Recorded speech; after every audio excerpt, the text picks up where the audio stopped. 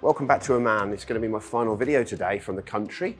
I've been scouting now for a couple of weeks and I'm going to wrap things up in this video as we discuss why symmetry lies to you, and also I'm going to introduce you to my new geared head, the Leofoto G3, who's going to be assisting me as a geared head for this photo shoot. I've now been using this actual product for around about 2 weeks as I've scouted the entirety of the north of the country as I look to introduce a new photo tour. So I've come down to a little community mosque today. I'm leaving the country tomorrow, so it was kind of a final visit really, a final scout. I've got 2 of these to do along the seafront. As you saw in the drone footage, it's quite on the edge of the ocean there. And these are kind of ex-fishing villages, and it does smell of fish around here, to be honest. But also, there's so much litter. I've never seen so much litter on the beach. It's just piled up all the way along, which is really sad to see. But I've come down to visit these old community mosques. And actually, when I spotted images online, it looks a lot more symmetrical than it actually does in the flesh. So basically, you know, it looks simple, but it isn't to photograph. So I'm going to give you some tips on kind of how to combat that, how to battle it, and how, obviously, of course, this geared head is going to assist me. Now, for those of you who know the channel and know myself, I've heard any of my camera club talks before, for example, you all know that I use geared heads all the time. And I've been looking for a good example of one that will fit into the empty lens pocket on my camera bag. So I've got an empty pouch that I used to put the 50mm lens in for video. I'm going to sacrifice that for this, hopefully, longer term. But I'm going to see how it pans out because it's a lot slimmer, a lot smaller, and just fits in that pouch really neatly. So it's going to work really well, hopefully.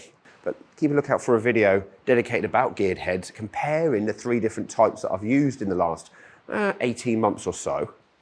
In terms of setting this thing up, pretty simple to be honest with you. It's straight out of the box and Arca Swiss, so I just got that camera up on there. As you saw, easy to mount.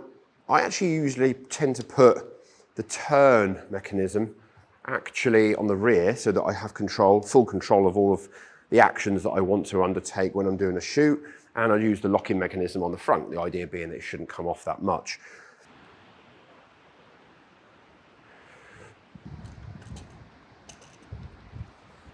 So I was trying to frame up there a nice shot, looking straight through from the doorway, past the columns into the rear of the wall there, and it's not really working. The columns are kind of central with the front door, but when I frame up everything else, particularly the windows, they're not in the same position across the space. So there's bigger distances between the edge of the building and the window, between the windows, and then between the center and the columns. It's just not balancing. So that's the first thing, is it's just impossible. If you go into a space and you look at it and you think, it looks pretty symmetrical, is it? By slowing down, having a little look, you can kind of really figure that out quite quickly. Use your grid lines in camera, check the edges of your frame. You can sometimes do things like use these columns at the edges of your frame to trick people or trick the viewer into believing everything's straight. What it's actually doing is a bit of in-camera trickery to make sure you move slightly off center to get the columns on the edges, and that would then get that in the center. However, in this case, that's not going to work at all because it's really off to the one side. So I'm going to have to do other things. And the first idea I've got is actually to shoot it at a bit of an angle. That's the first thing. So that's what I'm going to do. The idea of the geared head is to be able to do micro adjustments. So these levers here, there's a little bit of sand in there because I've been in the desert, but actually, once I've cleaned that out, it's a very smooth motion to be able to kind of actually move this geared head left to right, and that changes the axis where it's leaning to the left or to the right, and you've got this one here which is doing exactly the same thing, nice and smooth, to do the up and down.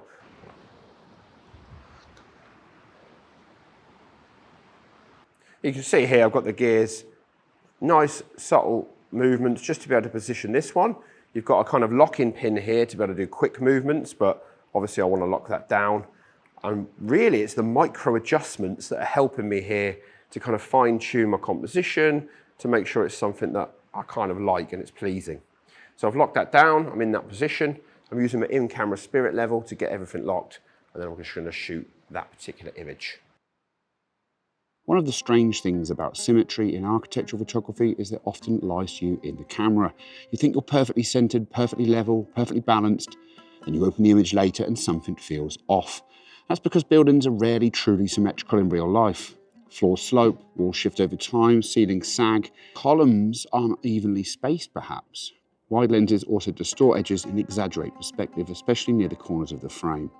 So even when your tripod is level, the image can still feel uneven.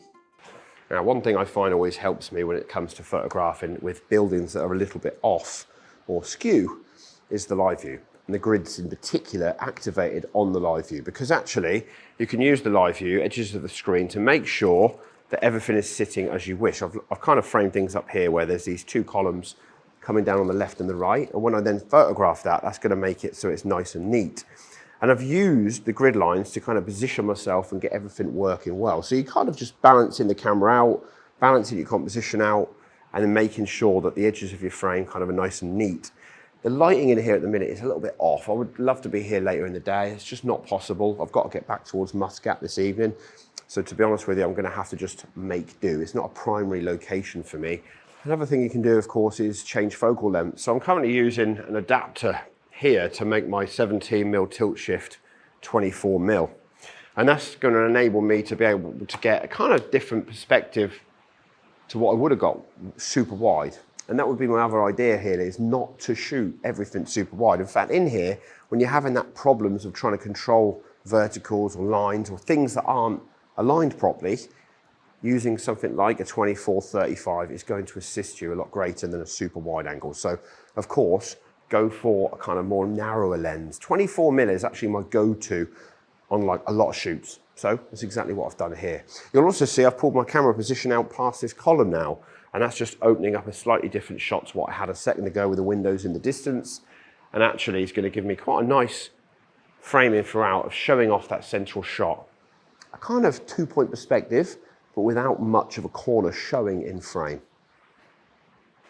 I'm now going to try portrait orientation photo, and I think things are going to be quite nice. Again, I'm still off to the same position. I might have to come back a little bit to try and fit everything in. But actually, that angled shot there is going to work a treat.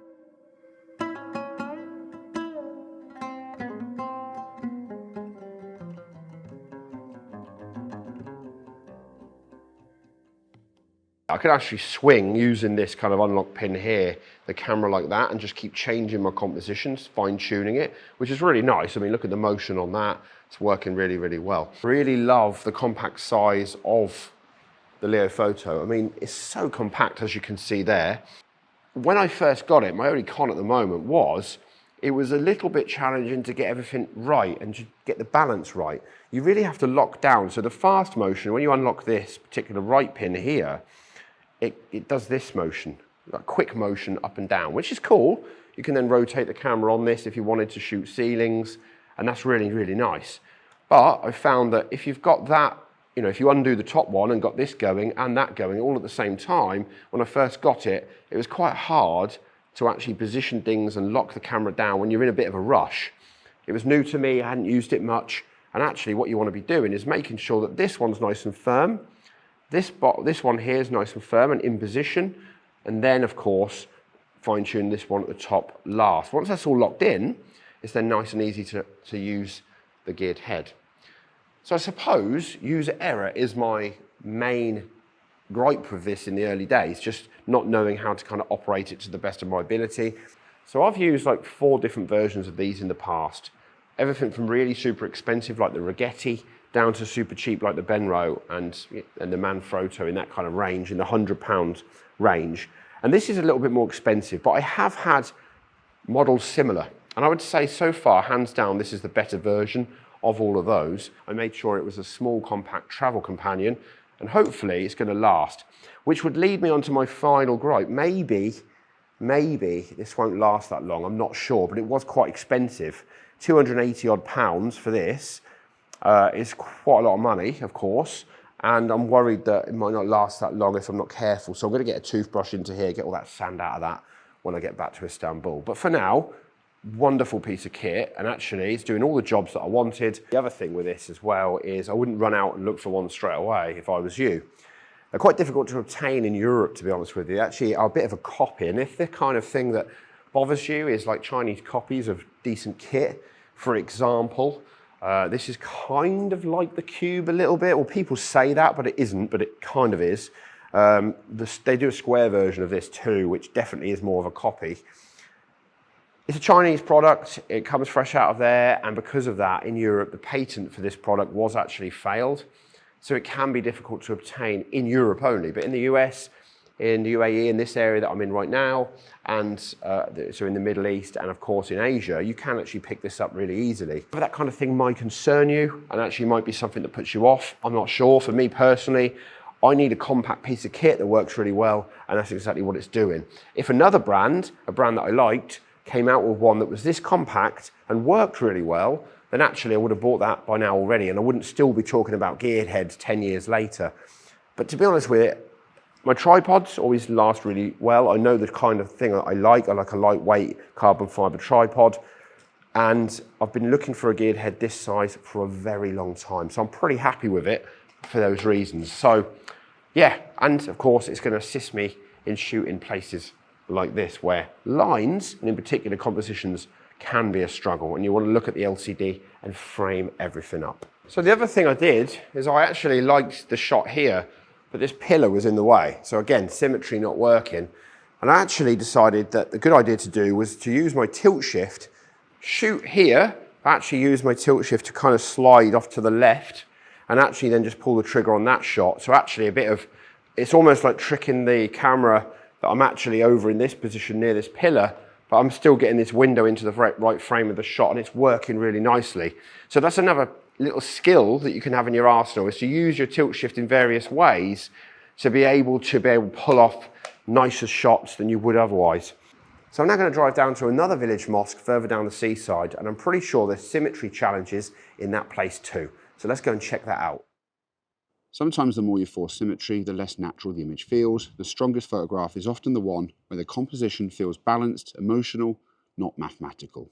So I've been slowly forcing myself to experiment with a piece of software called Luminar Neo, especially alongside my usual workflow for architectural photography and travel work. And honestly, it's been interesting seeing where it fits, and it works really well. What I like about it is not really trying to replace careful photography or good light. It's more about speeding up parts of the creative process and helping shape mood, colour and atmosphere in a way that works really nicely for architectural works. Especially with old interiors, faded colours, abandoned places, soft natural light, or even modern cityscapes at blue hour. I've been experimenting with colour grading, relighting, masking, sky control, and some of the AI tools for cleaning distractions or balancing difficult exposures. Architectural photography sits somewhere between documentary and artistic for me, and I think software like Luminar Neo opens up creative possibilities without needing to spend hours buried inside complicated layers every single time. Over the next few videos, I'm going to start diving deeper into this software and how I'm personally using it in my workflow, with real examples, real locations, and some of the techniques I've been using to refine the images over the last year or so. If you've not seen the other videos from Oman, you can check those out in a playlist down below. We photographed a ghost town, I've done modern architecture while I've been here, and more. It's been a pleasure to have you along here in Oman. See you all very soon. Got any comments down below? Bye-bye for now.